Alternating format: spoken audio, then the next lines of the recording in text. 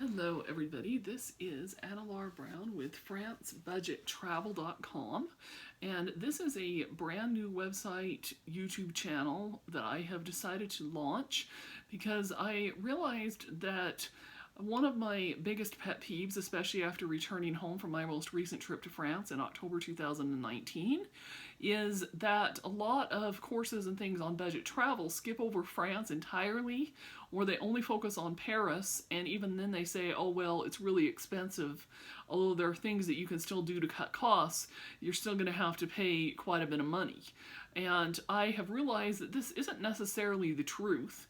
And so I have created this as an intro video to the idea of France budget travel, and we'll be following up with additional videos as well as blog posts, that kind of thing. So if you would like to continue to watch the other videos to get my different tips on France budget travel, I invite you to go ahead and click the subscribe button if you're watching this on YouTube, and if not, if you're watching this on Facebook, go ahead and go over to my website and you can opt in there as well to get notifications and updates when I post new information.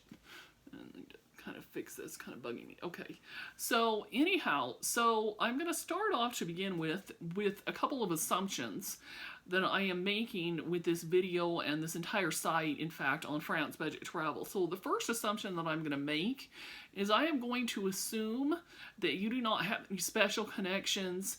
In other words, you don't have friends or family that live there that you can stay with. You don't work for an airline or have a friend or family member that works for an airline that can get you a deal or even free airplane tickets, or something that you can't get that isn't available to the general public. I'm also going to assume that you don't have miles or reward points on credit cards that you can use to apply towards hotels or flights. In other words, I'm going to just in general make the assumption that you actually have to pay for the entire trip yourself. Now obviously if you do have these things, great for you, or as the French would say, tant mieux. You can actually save significantly more money if that's actually the truth and you actually have access to these things. But this video and the videos that follow and some of the blog posts and things are going to assume, like I said just a few minutes or seconds ago, that all of the costs of paying for your next trip to France are going to be on you to pay for them. So with that assumption very clear, let's talk about a couple of things and some of the realities of visiting France and France travel on a budget. So the first thing that I want you to think about is the time of year. There is what is considered a high season in France, just like there is every other country, and while the reality is some big cities such as Paris really are busy year-round, there still is what is considered the high season, and primarily, of course, it's June, July, and August, and then again around Thanksgiving and Christmas, and so you do not want to be traveling to France during these months of the year. Now, if you absolutely have to go at that time, there are ways that you could cut costs, but the reality is that for the purpose of this video and video series, I'm going to assume that you have some flexibility and that you are able to visit France at a time that is not during the high season.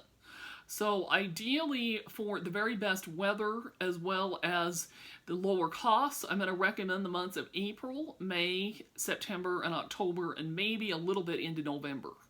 Most of France, especially northern France, can get a little bit cold and rainy starting in October, which when I went, it was in about the 50s and raining a couple days, so the weather wasn't necessarily the most ideal time of year. So the farther you wait into November, the more that's going to be the case, and same thing would be with like January, February, and March. So those are the ideal time frames when you really want to go, and you want to have some flexibility as far as when you fly out and when you fly home. So you, generally speaking, I find, in terms of making your trip worth it, as well as lower plane costs, that kind of thing, you're probably going to want to work on planning your trip between about 7 to 10 days, and if you can expand that a little bit and even go as high as 12 or 14 days, that would be better. Typically, you don't want to go fewer than 7 because that just affects the airline prices. So now that we're talking about flights a little bit, flights are going to be one of your biggest expenses, if not the biggest expense. So a couple of things to keep in mind. There are a lot of different apps and tricks and things out there that you can use.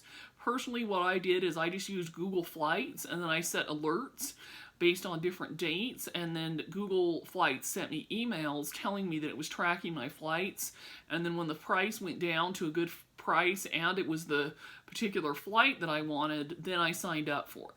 So a couple things to keep in mind. I personally live in Salt Lake City, Utah, so the only international airport in my whole state is the Salt Lake City airport. So I don't have any other options for international airports. If, however, you live, like, say, on the East Coast somewhere, and you potentially could, say, fly out of New York, even though that may not be your closest airport, in some cases, you'll have to track the prices. It may benefit you to potentially drive or take other transport to a different airport.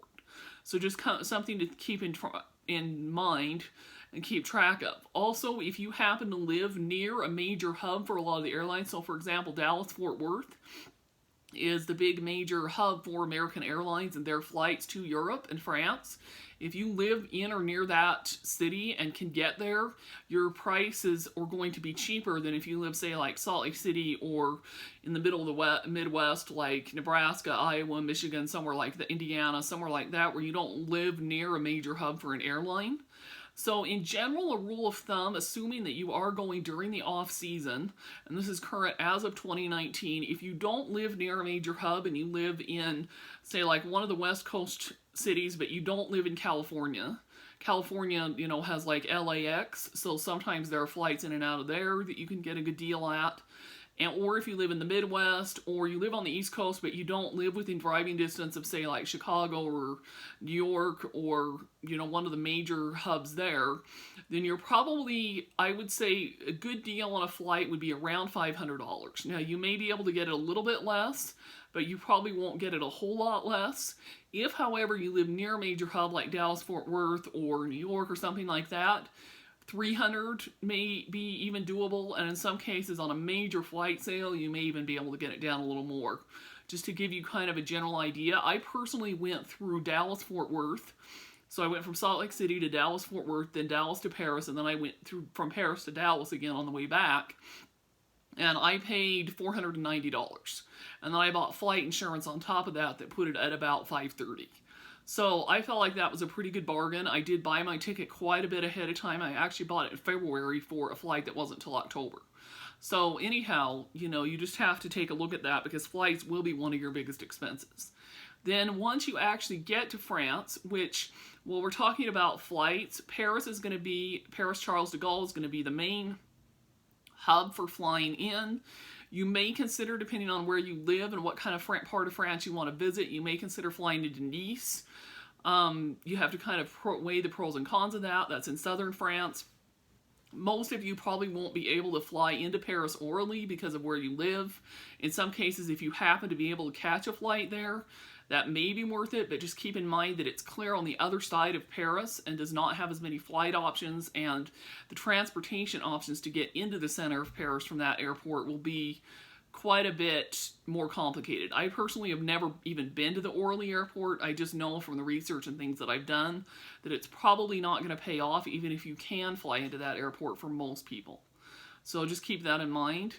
And like I said, Nice may or may not pay off. If you want to go to northern France, it's probably not worth it. If you want to go to southern France, that may be an option to consider. And know that the train system in France is really good, so, you know, don't really have to worry about that quite so much. Then the other thing for you also to think about is that Paris and any of the major cities that have a lot of the big attractions, Paris being the number one, is going to be the most expensive city for you to visit. So if you are determined to spend a lot of your trip in Paris, which on this last trip, I literally only spent one evening and one hotel stay in Paris out of 10 days. I literally almost didn't even go to Paris. Then you are going to be spending more in Paris and Versailles and some of those bigger touristy sites than you are in other cities. So, you know, it is possible, and part of the tip for France Budget Travel is for you to branch out and consider visiting some of the other smaller, lesser-known cities that not every tourist goes to. So that's something to think about. Okay, so then The other tip I have for you, and you've probably heard this before, is that you really need to learn some French. And you really need to learn more than bonjour, merci, au revoir, you know, all these kind of, some of the very basic phrases. I definitely recommend that you try to learn enough conversational French that you can carry on a basic conversation at a restaurant or a hotel with people, and that you know how to ask for directions if you get lost, and then how to understand the directions that people will give you. This is especially important if you are going to venture out into other cities outside of Paris and Versailles, because you're going to run into a lot fewer people who don't speak English. And in fact, I actually even had an Uber driver in Paris who didn't speak English.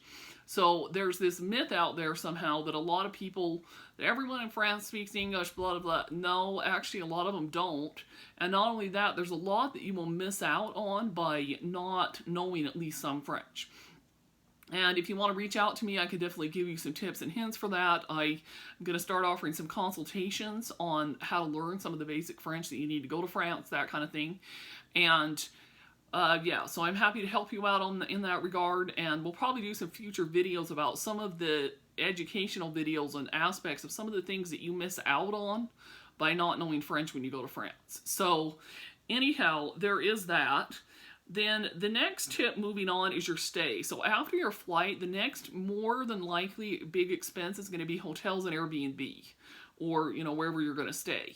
So I will obviously be having some additional blog posts and videos that will delve more into depth on this, and I will include the links below of the places that I actually stayed. On my last trip, over the course of I was there for 10 days and 9 nights. I stayed in 2 Airbnbs and 3 hotels, and all of them were really good, so I will link them below so that you can have references to them. And the biggest thing here is that you want a price check on hotels and Airbnb, especially if you are going to stay in Paris or Versailles. Personally, on this last trip, my most expensive hotel / Airbnb was my Airbnb in Versailles. That was the most expensive one I stayed in. The others were not as costly. So, like I said, I will link those below, and I will have some other videos and things about how to choose a hotel, talking about some of the more economical hotels in France, that kind of thing. Okay, so then the other expense, of course, that you'll have is tours. Now, it is possible for you to go to France on a really strict budget and not do any tours. However, there are some that are really going to be worth the money, and again, there'll be some additional videos and blog posts coming out about more details about how to choose a tour, which tours are worth it, which ones aren't. But one that I will link below from my trip to Versailles is the Versailles Chateau Skip the Line tour. Now, I cannot recommend this enough. This is basically like a Disneyland Fast Pass for the Versailles Chateau.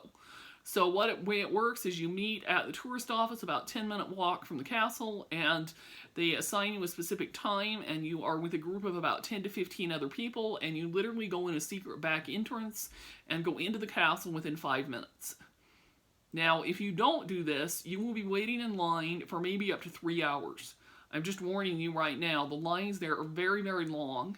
So it does cost about $15 more than if you just go directly. But I tell you, this is one of those things that, even though I realize this is a video and series on France budget travel, that you just need to splurge for. And I actually having at least one video or blog post that will come out about some of the things in France that you really want to splurge for, that are actually worth spending that extra money for. And one of those things is the Versailles Skip the Line Chateau, sure. Okay, so then I also did a Normandy D-Day beach tour, and this is another one of those tours that, unless you're going to rent a car and drive yourself, you really can't do this without an official tour guide. And I got really, really lucky on this tour, because you can sign up for private tours and they cost like 3 to 5 times that of a group. But because of the season of the year and the weather and that kind of thing, it was a little rainy and cold the day that I went. I lucked out and got my own private tour guide, even though I signed up for a group tour. So, you know, that can be one of the pluses to also going during the off season, is sometimes things may not be as busy, and you may even get lucky like me and get a private tour when you really signed up for a group. So that said, I will link the website below of the tour that I went on. It was really, really good, and the lady that I had was really super informative, and there's no way that I would have known all that even by just driving myself around. Okay, so then the other thing that you need to think about is your transportation costs. So a couple of things to keep in mind. If you want to do Uber, that's fine, but my experience was that Uber was really only available in Paris and Versailles. And I have to admit, I did not try Uber in Rouen, in Normandy, when I was there. I did see some Uber Eats people driving around on bicycles. So obviously they have Uber Eats there. I don't know if the actual Uber would work or not. It's a very walkable public transit friendly city, so I just didn't need it. But I did notice that in Le Havre and Bayeux, which are two other cities that I went to, the Uber was just not even available. So you probably want to double check that, especially if you're going, places outside of Paris and Versailles. Just know that you may not be able to get Uber. And so you may have to rely on regular taxis to get around or public transit. And trains, of course, are going to be the big way for you to get from one city to another. So I took trains quite a bit on this trip, and I will link the website and app below that I used. It's called Trainline. And I did buy my train tickets ahead of time. The one downside of that is when you buy a train ticket ahead of time, you're committing to taking a train at a certain date and time. And I actually missed one of my trains, and it cost me $20 to buy a new ticket. So, if you're not totally sure that you're actually going to make your trains and of the time and date that you're going to be wanting the train tickets, then you don't want to buy them ahead of time. So, just kind of pro and con there, but it can save you some money if you do it. And I really like this Trainline app. It made things very convenient. And I also might as well throw out there, a lot of people also talk about using something like a rail pass or something like that. If you're only going to go to France, you actually don't want to do a rail pass. There are a lot of reasons for this, but France, the trains get really, really full, and a lot of the rail passes restrict what trains you can take and that kind of thing. So I don't recommend a rail pass if you're only going to France. If you're going to a lot of other European countries, it may pay off. I don't know. I've actually only ever gone to France, and then, one day over the border to Italy from southern France like 15 years ago. So anyhow, I really am only an expert in France. I really don't have the knowledge or the information about other European countries, so that's there. Okay.